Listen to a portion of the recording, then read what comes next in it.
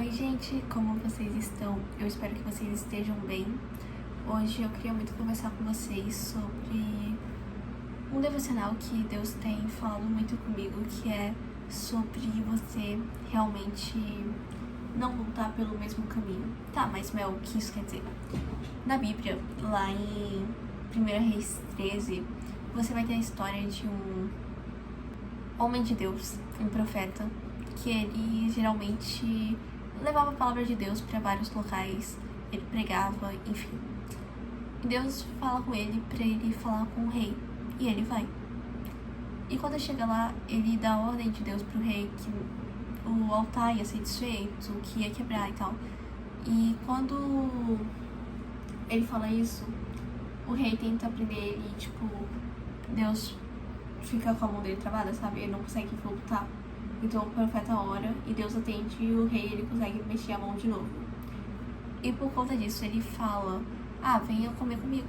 E o profeta ele fala, não posso, o Senhor me deu uma ordem de não comer, não beber e não voltar pelo mesmo caminho. E ele foi de Judá para Betel. Betel, para quem não sabe, significa a casa de Deus.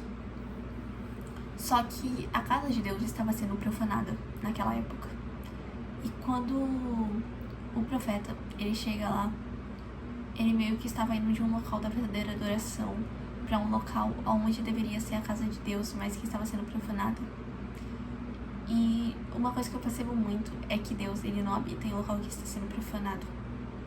Só que a história continua e fala que eles tinham um velho profeta naquela região, em Betel, e que os filhos dele chegaram a ele e contaram para ele tudo o que aconteceu. E ele fala, me digam pra onde esse homem de Deus foi e prepare um jumento pra mim porque eu quero ir atrás dele. E ele vai. E no meio do caminho ele encontra esse homem de Deus descansando sobre uma árvore, simplesmente sentado descansando. E ele olha para o homem e fala, és tu o homem de Deus? E o homem fala, sou. E o profeta fala, vim aqui te chamar pra vir comer e beber na minha casa. E o homem de Deus fala, eu não posso porque o Senhor me deu uma ordem de não ir, não comer e não beber. E ele fala, eu também sou profeta. E veio a mim um anjo do Senhor e disse que era pra te chamar pra fazer isso. E esse homem, que ele sabia a identidade dele, ele sabia a ordem que Deus deu pra ele, ele sabia que a identidade que ele era servo do Senhor, ele sabia que ele era homem de Deus. Ele parou para descansar e naquele momento ele se confundiu. Ele não estava firmado na palavra que o Senhor deu para ele. E muitas vezes eu não entendia o porquê de um velho aparecer na história.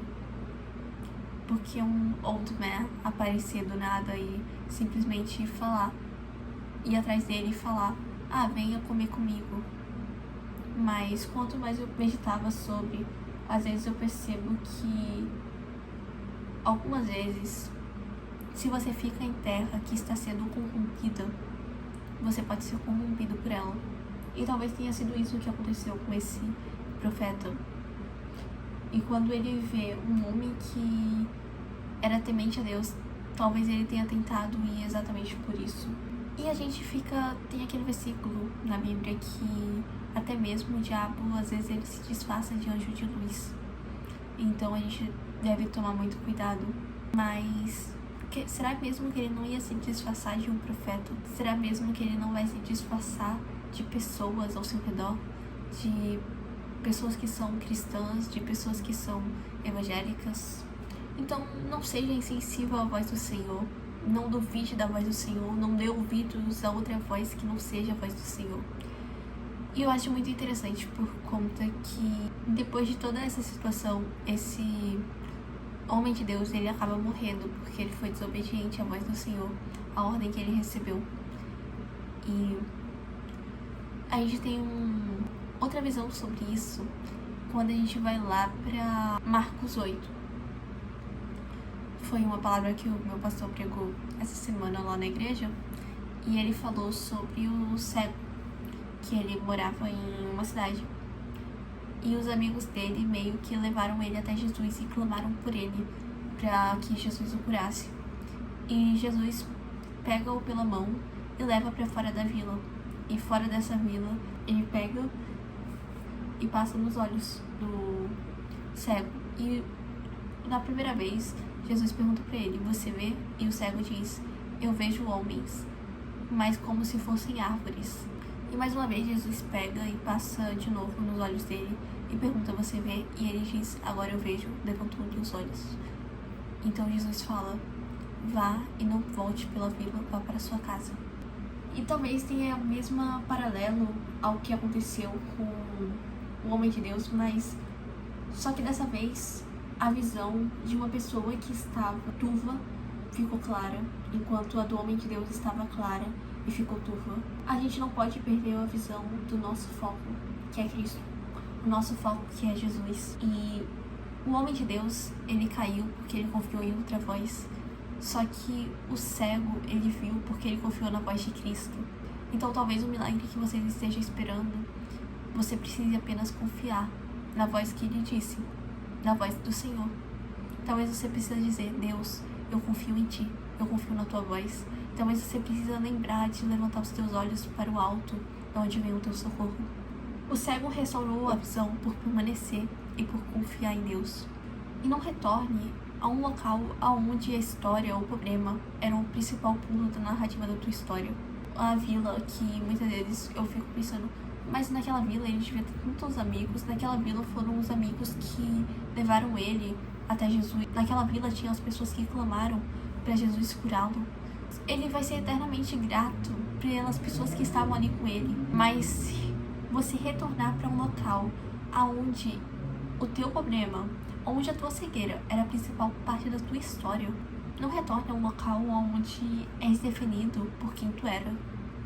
Jesus te deu uma nova identidade. Jesus, ele pode dar o teu milagre, mas ele não quer que tu volte para o mesmo lugar onde você apenas viu o problema. Ele quer que seja uma nova história, um novo começo. E eu medito sobre isso porque eu vejo quão perfeito é.